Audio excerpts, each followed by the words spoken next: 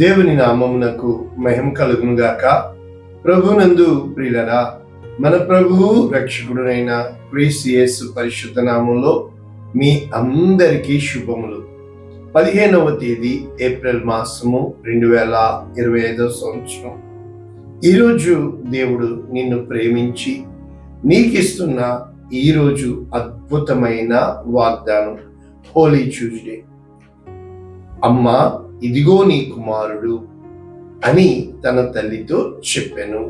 ఇదిగో నీ కుమారుడు. ఈ యొక్క వాక్యము యోహాను సువార్త 19వ అధ్యాయము 26వ వచనం. పూర్తి వచనము, యేసు తన తల్లియు తాను ప్రేమించిన శిష్యుడును తన దగ్గర నిలిచి ఉండుట చూచి, అమ్మా, ఇదిగో నీ కుమారుడు అని తన తల్లితో చెప్పాను. ఇది వాక్యం. అయితే ప్రభునందు ప్రియులారా, ఇది 3వ మాట కదా. శిష్యులో ఆ యొక్క అంటే శిలువ మీద పలికిన 3వ మాటగా మనము ఈ మాటని చూడగలుగుతున్నాం. అయితే ఒకసారి ఇంగ్లీష్ వెర్షన్ చూస్తే John chapter 19 verses 26 New Living Translation. ఇక్కడ రాయబడి ఉన్నది, when Jesus saw his mother standing there beside the disciple he loved. అంటే యేసు ప్రభు వారు చూచినప్పుడు అని శిష్యుడు రాస్తున్నాడు.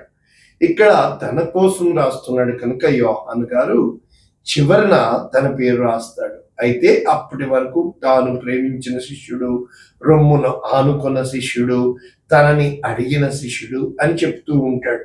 కనుక అది ఒక కవిత్వం లాగా, రచయితలాగా మనం చూడగలుగుతున్నాం. ఎంత గొప్ప కృప కదా ఆయనకి ఇవ్వబడింది. అయితే dear women, here is your son. చూసారా, ఇక్కడ డియర్ ఉమెన్ అని ఇంగ్లీష్ లో ఎందుకు రాశారు? అక్కడ అమ్మా అని తెలుగులో రాశారు, అంటే స్త్రీ. కనుక స్త్రీ సంతానముగా ఈరోజు మనము ఈ యొక్క 3వ మాటగా ఈ మాటని మనము ఎలా చూడొచ్చు అంటే, యేసు ప్రభుల వారు శిలువ మీద వేలాడుతూ అంత భయంకరమైన వేదనలో కూడా ఆయన తన కోసము కాక మొదటి 3 మాటలు ఏ విధంగా ఉన్నాయి? మొట్టమొదటి మాట, తండ్రి వీరేమి చేయుచున్నారో వీరెరుగరు గనుక వీరిని క్షమించు. అంటే తనను హింసిస్తున్న వారిని, తనను దూషిస్తున్న వారిని, తనను చంపేస్తున్న వారిని సైతము ఒక సేవకుడికి ఇటువంటి హృదయం ఉండాలి. తన కోసం ఆలోచించకూడదు. తన చుట్టూ ఉన్న, you cannot change the people around you, but you can change the people around you. అంటే అర్థం ఏంటంటే, రెండో కాలం కాదు, నీ చుట్టూ ఉన్న ప్రజల్ని నువ్వు మార్చలేవు, కానీ నీ చుట్టూ నీతో ఉన్న ప్రజల్ని నువ్వు మార్చగలుగుతావు. కనుక అక్కడ సిలువలో ఆయనకి ఇవ్వబడిన అంటే చివరి ప్రయత్నం వరకు అక్కడ ఎవ్వరి మీద కూడా అటువంటి భయంకరమైన వేదనలో శపించాలి అని ప్రేరేపించబడతాం. తట్టుకోలేనంత వేదన మన మీదకి వచ్చి పడుతుంది. కానీ నీతిగల న్యాయాధిపతి ఆయన బలియాగం కోసం వచ్చాడు. కనుక ఈ మాటలు అక్కడ స్టెఫను చెప్పాడు, అక్కడ అబ్రహాం అడిగాడు, నీతిమంతులు ఉంటే ఈ పట్టణాన్ని నువ్వు కాల్చేస్తావా అని సొదొమ గొమొర్రా కోసం అడిగినట్లు చూస్తున్నాం. ఆయన ఆల్రెడీ దేవాది దేవుడు తన యొక్క ఉగ్రతను కుమ్మరించి ఆ యొక్క లోకమును నాశనము చేసి విసిగిపోయాడు. ఇంకా ఎంత మాత్రము వీరు కాదు అని చెప్పి కార్యము అంతము వచ్చినప్పుడు, కాలము సమీపించినప్పుడు ఆయన తానే రక్షకునిగా, ఆయన తానే మనుష్య కుమారునిగా వచ్చిన యేసు క్రీస్తు ప్రభుల వారు ఇక్కడ శిలువ మీద వేలాడుతూ మొదటి మాట, తండ్రి వీరేమి చేయుచున్నారో వీరెరుగరు కనుక వీరిని క్షమించు. They know not what they are doing. చాలాసార్లు వారికి మూర్ఖపు ఆత్మనిచ్చి మనం అనుకుంటాం మనము కరెక్ట్ చేస్తాం, ఎదుటోడు తప్పు చేస్తున్నాడు. కాదు, కొన్ని ఎథిక్స్ ఉంటాయి. మనము లాజిక్ ఆలోచిస్తాం, కానీ ఎథికల్ థింకింగ్ మనం చేయము. నీతిగా ఆలోచించడం వేరే, లాజిక్గా ఆలోచించడం వేరే. ఎప్పుడూ కూడా మన దృష్టికి మనము కరెక్ట్గా చేస్తున్నట్టు అనిపిస్తూ ఉంటుంది. ప్రభువునందు ప్రియులారా, ఇక్కడ ఏం జరుగుతుంది అని మనం చూసినప్పుడు, యేసుక్రీస్తు ప్రభుల వారికి శిష్యులకి ఏ రోజు గొడవ లేదు. కానీ శిష్యుల్లోనే ఎవరు గొప్ప కనుక ఇక్కడ ఆ రానువ వారు అంటే రోమన్ సోల్జర్స్ కాదు ఆయన వేస్తుంది, అది వారి డ్యూటీ. కానీ వారు చాలా భయంకరంగా చేసి ఉన్నారనుకోండి. కానీ వారికి ఈ ఆజ్ఞ ఇచ్చింది ఎవరు? పిలాతు. అయితే పిలాతు దేన్ని బట్టి చేశాడు? శాస్త్రులు, పరిసయ్యులు, ప్రధాన యాజకులు, ఆ యొక్క ఆ ధర్మశాస్త్ర ఉపదేశకులు వీరు నేరం మోపింది. తర్వాత ప్రజలు వీళ్ళ చెప్పు చేతల్లో ఉండి ఈయన సిలువమేమని చెప్పారు. అంటే ఇప్పుడు మర్డర్ చంపిన వాడి కంటే చంపించిన వాడికి ఎక్కువ శిక్ష. వాడి వల్ల వీడు చంపాడు కనుక వీరిని క్షమిస్తున్నట్లుగా మొదటి మాట. అంటే తనని అంత వేదనలో కూడా చుట్టూ ఉన్న వారి కోసం యేసుక్రీస్తు ప్రభుల వారు మొర్ర పెడుతున్నట్లు మనం చూస్తున్నాం. రెండవ మాట, తనతో పాటు ఆ శిక్షా విధిలో ఉన్న దొంగలు, ఎడమ దొంగ, కుడి దొంగ. మనము ఈ మధ్యనే రెండవ మాట నేర్చుకున్నాం. ఎప్పుడైతే ఒక వ్యక్తిలో పశ్చాత్తాపం వచ్చిందో, నేడు నీవు నాతో కూడా పరదేశంలో ఉంది. అంటే మొట్టమొదటిది పాప క్షమాపణ. క్షమించబడినప్పుడు ఆ క్షమాపణలో ఇతను కూడా ఉన్నాడు.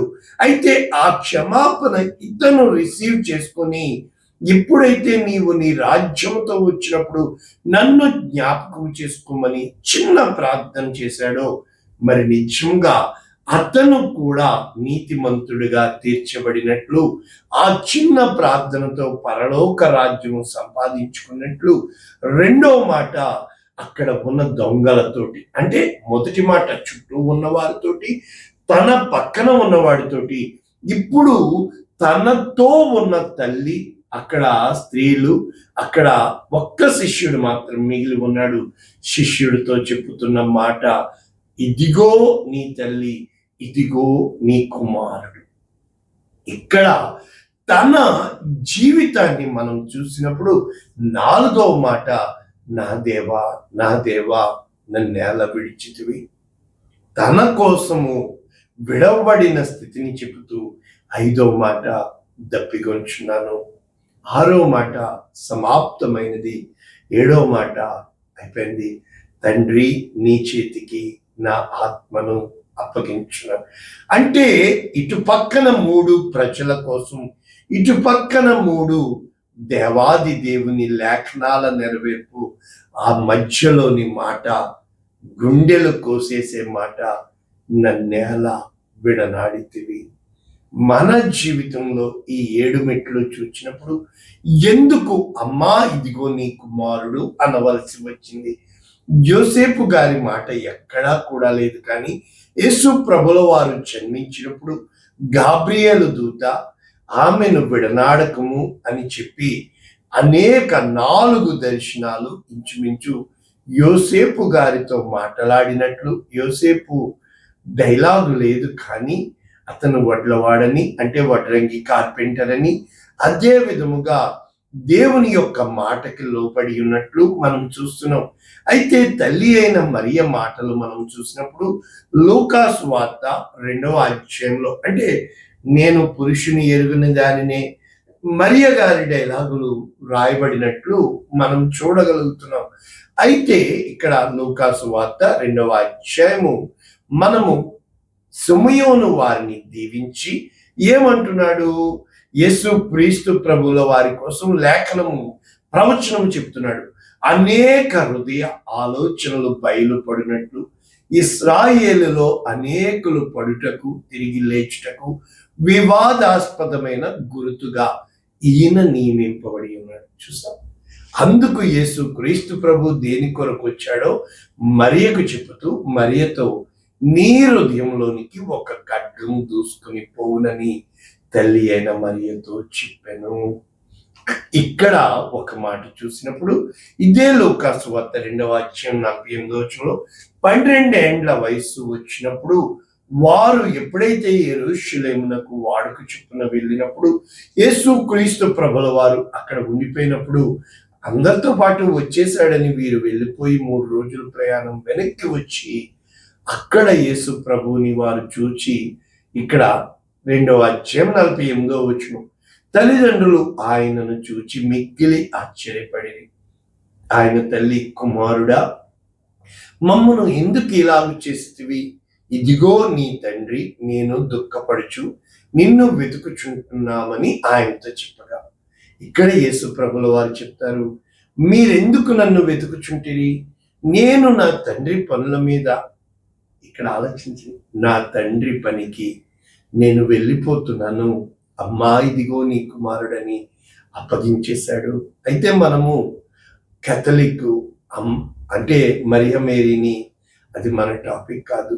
సంబంధాలు ఈ భూలోకంలో ఉన్నంత వరకే ఒంటరిగా వచ్చాము, ఒంటరిగానే వెళ్ళిపోతాము. ఆ సంబంధాలన్నీ ఇక్కడితోనే వెళ్ళిపోతాయని కూడా ఒక ఆత్మీయ పాఠము యేసుక్రీస్తు ప్రభుల వారు మనకి చెప్తున్నారు.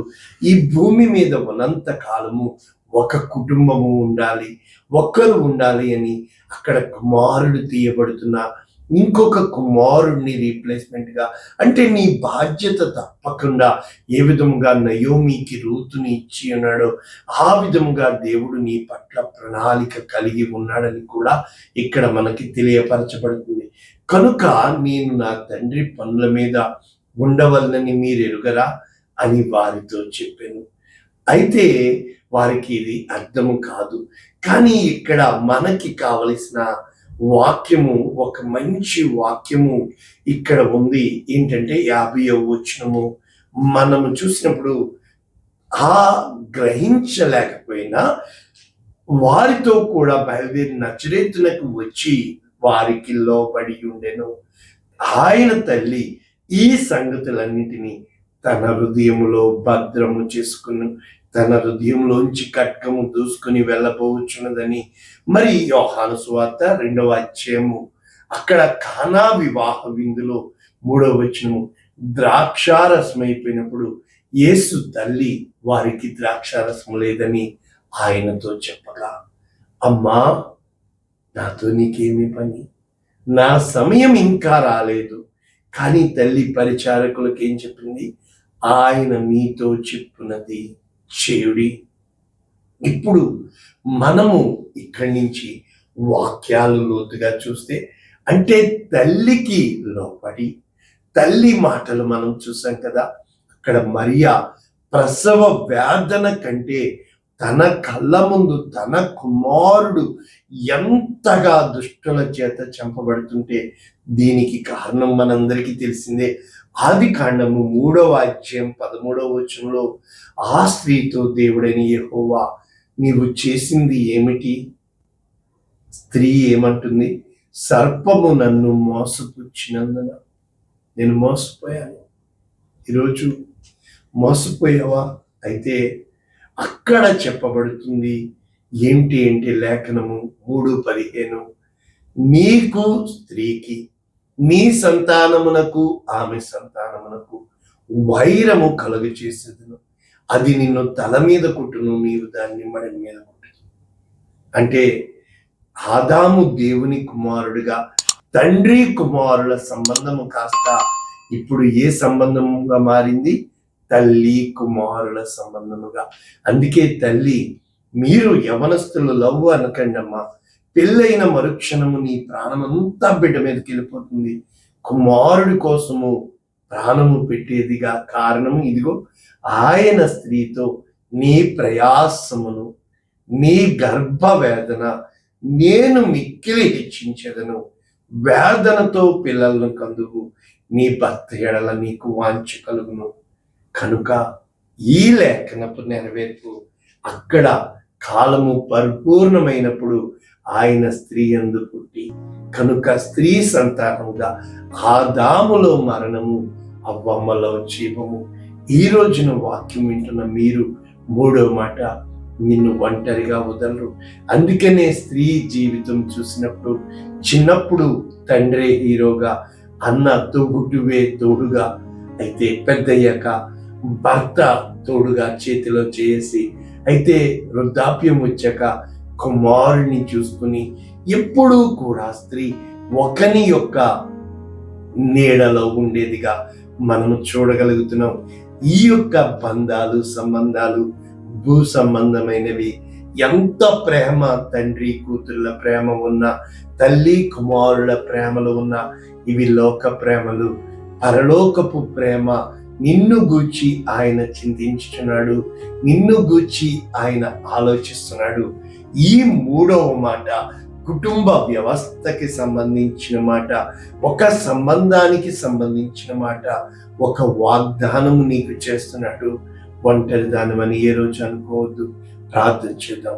పరిశుద్ధుడా, ప్రేమ కలిగిన తండ్రి, విత్తబడిన వాక్యమును ఈ మూడవ మాట మేము నేర్చుకోవడానికి మాకు ఇచ్చిన కృపను బట్టి, మా ముందు ఉన్న ఇదిగో మాండీ థర్స్డే, అదే విధముగా గుడ్ ఫ్రైడే, మరి ఆ యొక్క ఆదివారపు ఆరాధన మీ నమ్మకమైన చేతులకి ఈస్టర్ పండుగ దినములు అప్పగిస్తూ, మా పట్ల నీవు కలిగి ఉన్న గొప్ప ఉద్దేశమును బట్టి, నీ గొప్ప ప్రణాళికను బట్టి, నీ చిత్తం మా జీవితంలో నెరవేరలాగున యేసు శ్రేష్టమైన నామమున దీవిస్తున్నాము తండ్రి. ఆమేన్. God bless you all. దేవుడు మిమ్మల్ని దీవించుగాక. ఆమేన్.